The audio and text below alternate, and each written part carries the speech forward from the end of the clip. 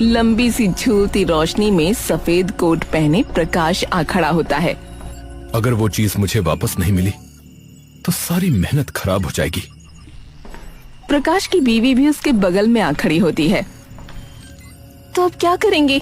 अगर वो किसी गलत हाथ लगी तो आपको पता है ना कितनी बड़ी दिक्कत खड़ी हो जाएगी। मैं जानता हूँ।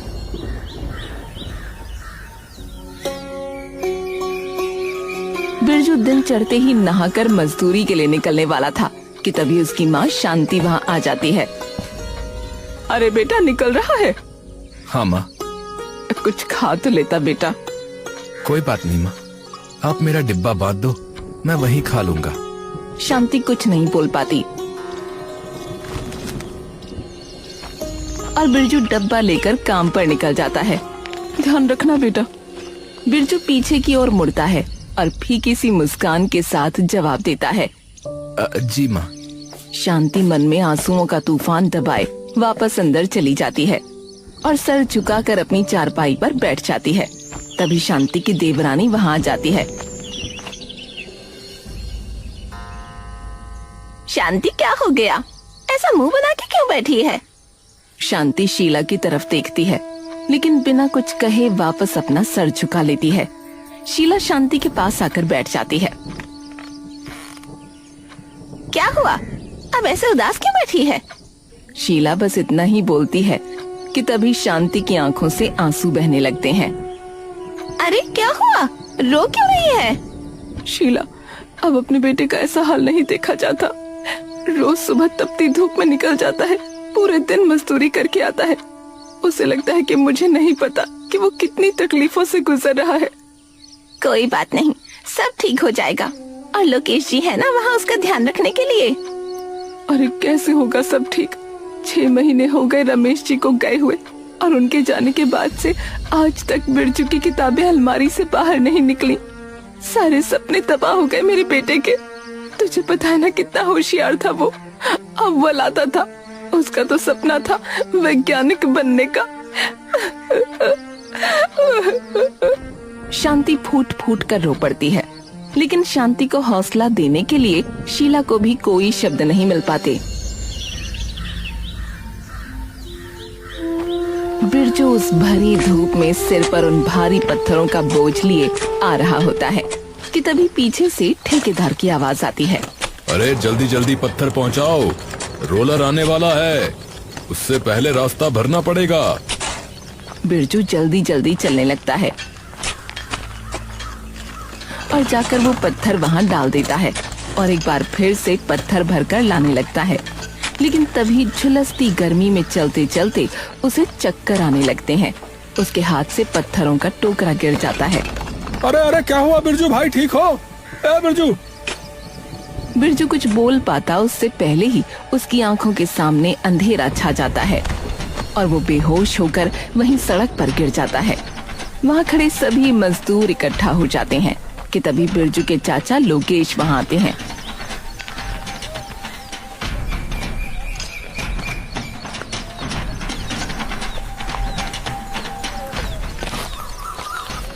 अरे पानी लाओ फटाफट। ए भैया पानी लाओ। अरे लगता है ये गर्मी की वजह से बेहोश हो गया भैया।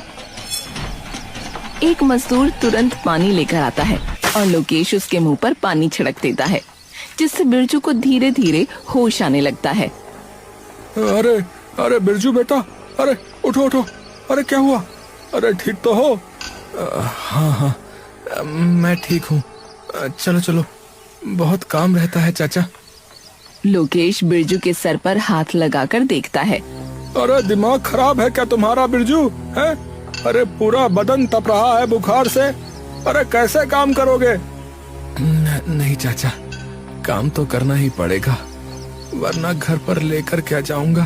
अरे इतना कुछ नहीं हो रहा, तुम घर जाकर आराम करो वरना तबीयत और खराब हो जाएगी। अरे नहीं चाचा, अगर मैं लेट गया तो घर कैसे चलेगा? बिरजू कांपती टांगों से वापस उठने की कोशिश करता है। अरे अरे तुम कुछ खाओ पहले बछुआ, फिर काम करना कुछ।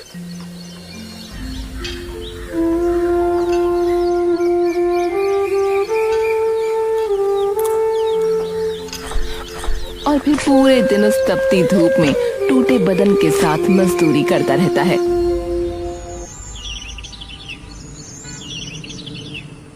मैंने कहा था ना, मानव पर भरोसा नहीं कर सकते, लेकिन तुम्ही ने शौक से उसे अपना असिस्टेंट बनाया था। अरे तो मुझे क्या पता था, अब ना जाने वो उसे कहाँ लेकर चला गया होगा। पुलिस को भी कंप्लेंट कर तो दी है, लेकिन अभी तक उन्हें बस इतना पता चला कि मानव को आखिरी बार किसी गांव की तरफ जाते देखा था। रात हो जाती है और बिरजू थकी हारी हालत में वापस अपने घर आ रहा होता है। तभी वो देखता है कि एक इंसान जिसके मुंह पर काला कपड़ा ढका है, उसके हाथ में एक बड़ा सा बैग है।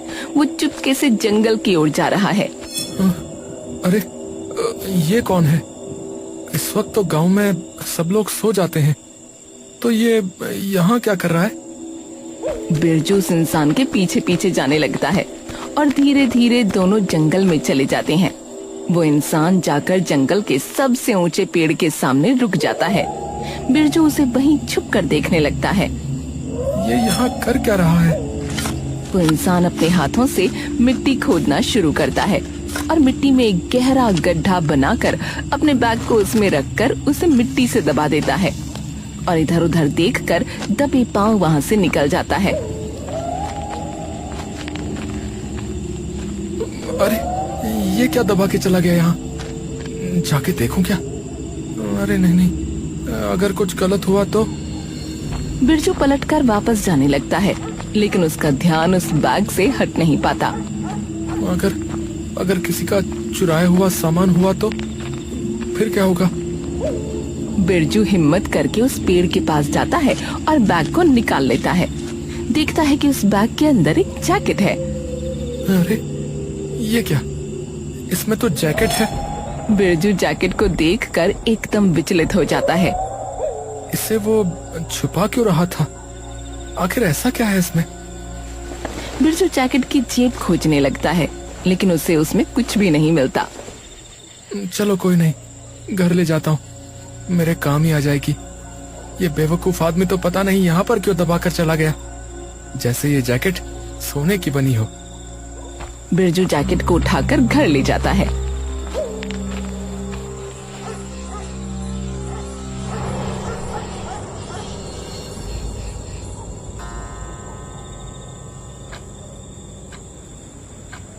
आ गया? कहाँ रह गया था बेटा? बिरजू शांति को सारी बात बता देता है। हे भगवान, तो उसके पीछे क्यों गया?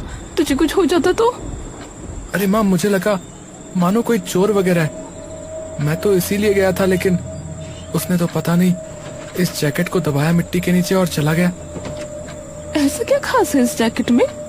पता नहीं माँ, पर मुझे लगा कि कोई नहीं, सर्दियों में काम आ जाएगी तो मैं ले आया।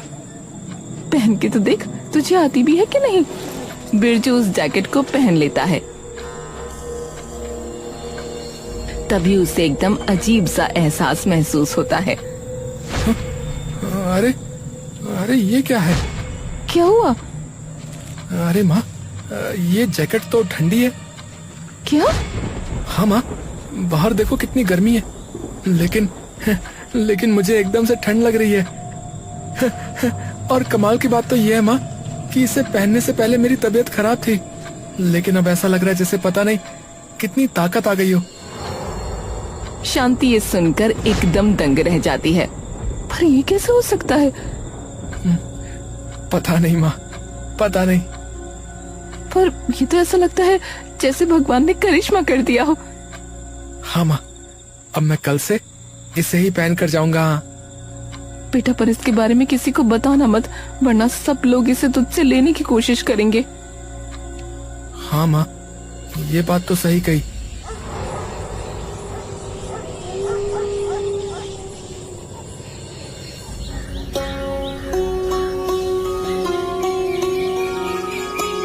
अगले दिन ही बिरजू वो जैकेट पहनकर काम पर जाता है और जैसे ही बिरजू को सब लोग वो भारी जैकेट पहने देखते हैं तो वो सभी चौंक जाते हैं। अरे बिरजू, अरे इतनी भरी गर्मी में तूने इतनी मोटी जैकेट क्यों पहनी हुई है? अरे चाचा, वो तबीयत खराब थी ना, तो जरा ठंड सी लग रही है। सब लोग चौंक कर एकदम से सूरज की ओर देखते हैं। अरे बुखार दिमाग में चढ़ गया है क्या तेरे? हैं? कल तो गर्मी की वजह से तू बेहोश हो गया था। अरे नहीं, वो तो तबीयत में कभी कभार हो ही जाता है, पर मैं एकदम ठीक हूँ।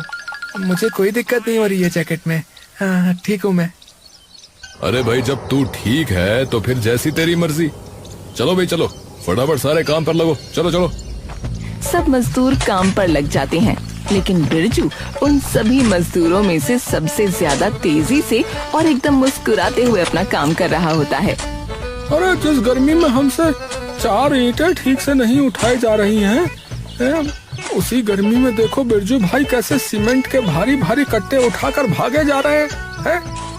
सब लोग बिरजू का ऐसा जोश देखकर दंग रह जाते हैं।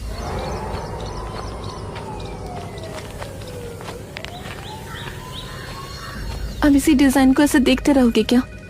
अरे सारे पैसे उसमें लगा दिए हैं हमने इन्वेस्टर्स के। अगर वो नहीं मिली तो कर्जा सिर चढ़ जाएगा बहुत बड़ा। क्या जवाब देंगे उन्हें? तभी इंस्पेक्टर वहाँ आता है। हाँ जी प्रकाश जी। जी इंस्पेक्टर साहब, कुछ पता लगा? देखिए जी, अभी तक तो कुछ नहीं पता लग पाया, पर हम पूरी कोशिश कर रहे हैं। और फिर इंस्पेक्टर साहब की तरफ देखता है। आपने ये कहा था ना कि आपने आखिरी बार उसे किसी गांव की ओर जाते हुए देखा था? जी हाँ, केशवपुर गांव की ओर जाते हुए देखा था, और हमने वहां भी खूब पूछताछ करी, लेकिन हमें कुछ नहीं पता लग पाया जी। ओह, ठीक है। इंस्पेक्टर वहां से चला जाता है। हमें चलकर देखना पड़ेगा उस जगह। क्या पता वहीं किसी आसपास के गांव में कहीं वो छुपा हुआ हो। ठीक है, चलकर देखते हैं।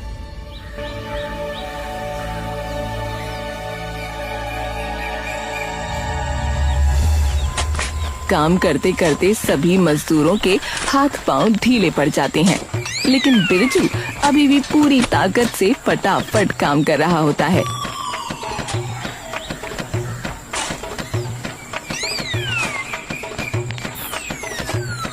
जिसे देखकर ठेकेदार एकदम खुश हो जाता है।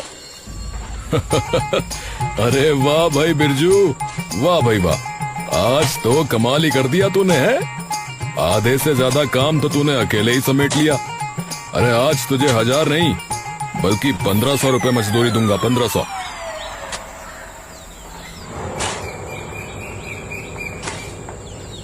देखो भाई, अगर आज ये काम पूरा नहीं हुआ ना तो कल से सबकी मजदूरी कटेगी, बता दे रहा हूँ, क्योंकि आगे से बहुत प्रेशर है। अरे अब नहीं हो पाएगा हमसे। हाँ भैया, अब नहीं हो पाएगा जी मालिक, नहीं हो पाएगा।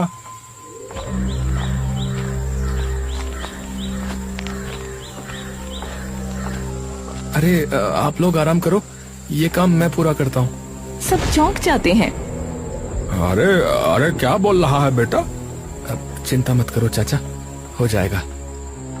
बिरजू इतनी तेजी से सारा काम उस भारी गर्मी में करता है जैसे 3-4 लोग एक साथ काम कर रहे हों, जिसे देख सब मजदूर चौंक जाते हैं और धीरे धीरे काम पूरा हो जाता है। अरे अरे ये अकेले कैसे कर दिया तुमने?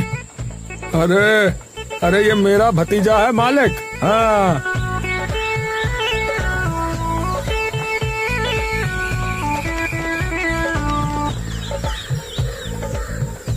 कुछ ही दिनों में बिरजू की चर्चा सारे गांव में फैल जाती है।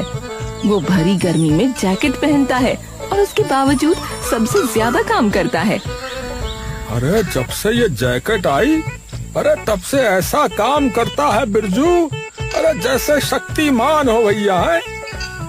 है तो चाचा, मतलब ये जादुई जैकेट है क्या? है अरे धत, ऐसा थोड़ा ही ना होता है। जादुई जैकेट, हर चीज में जादू जादू है। अरे जैकेट वैकेट की वजह से कोई इतना ताकतवर थोड़ी ना बन जाएगा। अरे ये सब इसके पापा यानी मेरे भाई के आशीर्वाद से हो रहा है। हाँ। अरे हाँ, वो भी तो सबसे ज्यादा मेहनती थे, और नहीं तो क्या, इसीलिए हो रहा है। दिन ढल जाता है।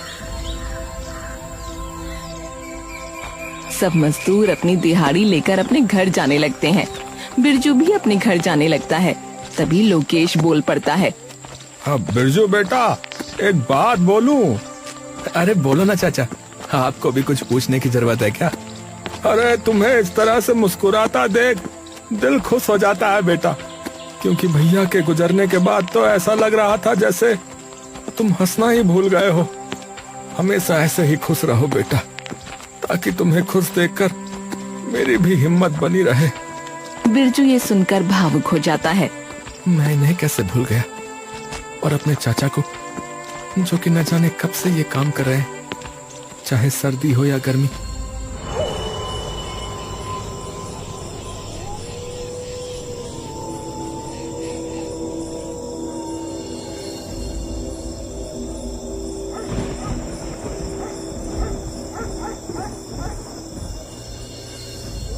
एक इंसान मुंह पर काला कपड़ा बांधे जंगल की तरफ जा रहा होता है।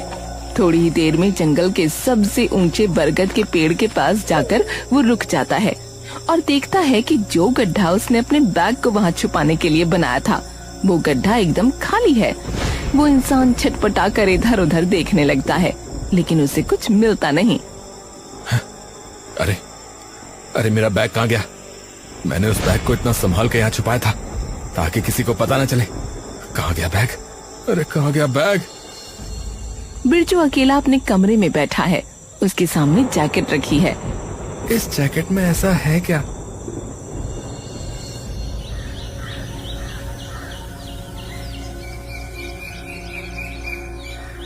सब मजदूर काम पर पहुंच चुके हैं, लेकिन बिरजू अभी तक वहां नहीं आया। अरे काका, अरे बिरजू क्यों नहीं आया अभी तक? अरे पता नहीं बेटा, अब तक तो कब का आ चुका होता है। तभी बिरजू वहां आ जाता है। अरे बिरजू बेटा, अरे कहाँ रह गए थे बेटा? चाचा वो आज थोड़ी देर से आँख खुली। तभी एक इंसान दौड़ता हुआ आता है और अचानक से आकर बिरजू के सामने खड़ा हो जाता है और उसे ऊपर से नीचे तक घूर घूर कर देखने लगता है। क्या हुआ भाई साहब? ये मेरी जैकेट है, मुझे दो वापस। बिरजू कुछ देर तक मानव की ओर देखता रहता है। मैं कैसे मान लूं कि ये तुम्हारी है? मेरी जैकेट मुझे वापस दो, समझे?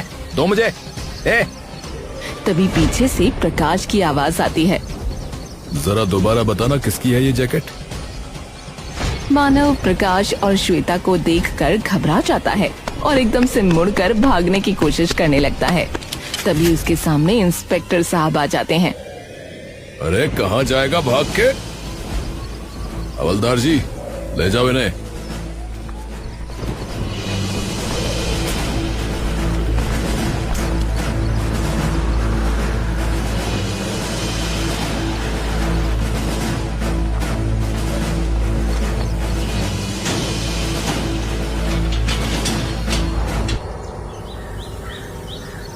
अब भाई, उसकी वजह से आपको तंग होना पड़ा, उसके लिए मैं माफी मांगता हूँ।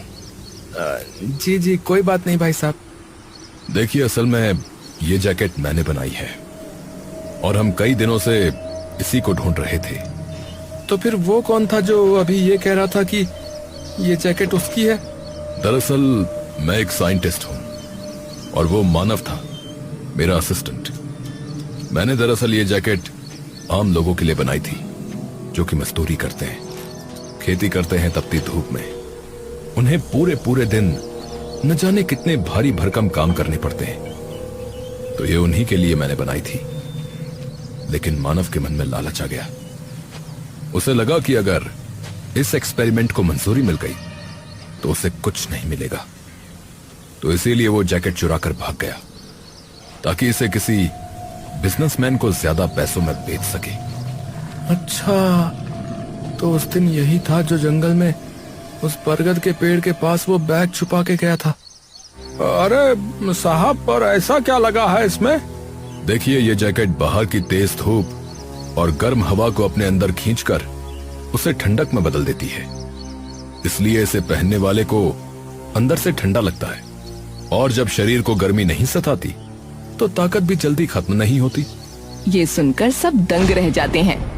पर यह कैसे हो सकता है कि ये गर्मी को बदलकर ठंडा कर देती है? क्योंकि इसके अंदर इवेपोरेटिव कूलिंग टेक्नोलॉजी लगी है। अरे तुम्हें कैसे पता?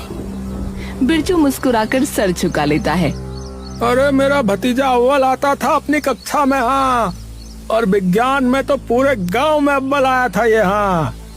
अच्छा, फिर तुम यहाँ पर क्या कर रहे हो?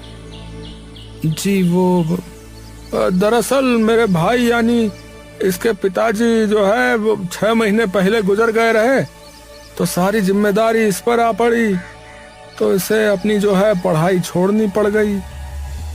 प्रकाश और श्वेता उसे काफी देर तक देखते रहते हैं। प्रकाश, मतलब हमारा एक्सपेरिमेंट काम कर गया। हाँ। मैं आपसे विनती कर सकता हूँ? हाँ हाँ, बोलो। क्या आप ऐसी जैकेट मेरे चाचा और मेरे भाइयों के लिए भी बना सकते हो क्या? मुझे तो 6 महीने हुए हैं काम करते हुए, लेकिन मेरे चाचा पिछले 25 सालों से मजदूरी कर रहे हैं। तपती धूप हो या जमा देने वाली ठंड, चाचा सुबह से शाम तक बस मजदूरी करते हैं ताकि इनके बीवी बच्चे कभी भूखे ना सोएं। पर ये सब लोग भी हैं, सुबह से शाम तक किसी के कहीं चोट लग जाती है, कोई लंगड़ाने लगता है, और सबके कपड़े पूरी तरह पसीने से भीग चुके होते हैं। और जब थक हार के रात को निवाला तोड़ते हैं खाने का, तो वो निवाला भी ये कांपते हाथों से तोड़ते हैं। तो मैं हाथ जोड़ता हूँ कि इनके लिए भी ऐसी ही जैकेट बना दें आप। प्रकाश ये सुनकर मुस्कुराने लगता है। मैं तुम्हारा दर्द और तुम्हारी भावना एकदम भली भांति जानता हूँ।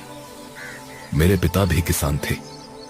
वो हमारे खेतों में दिन रात तपते थे ताकि मैं पढ़ लिख कर कुछ बन जाऊं।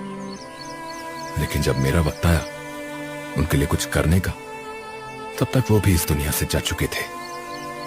इसीलिए मैंने ये जैकेट बनाई थी ताकि किसी और को ये दिक्कत ना आए। धूप में तप कर अपने बच्चों को छांव देना क्या होता है, ये मैं अच्छे से जानता हूं।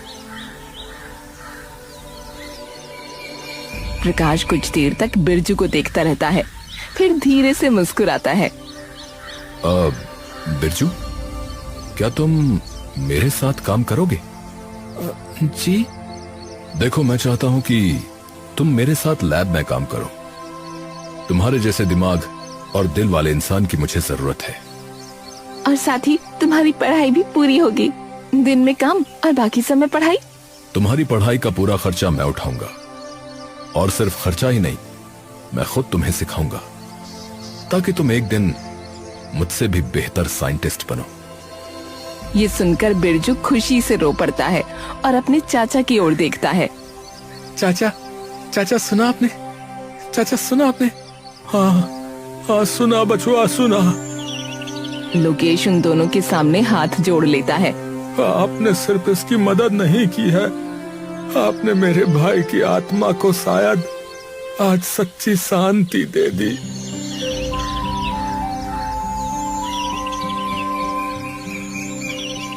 और कुछ ही महीनों में वैसी ही जैकेट सभी दूसरे मजदूरों और किसानों को अच्छी तरीके से बनाकर दे दी जाती है, जिसे बनाने में प्रकाश के साथ साथ बिरजू का भी बहुत बड़ा हाथ होता है।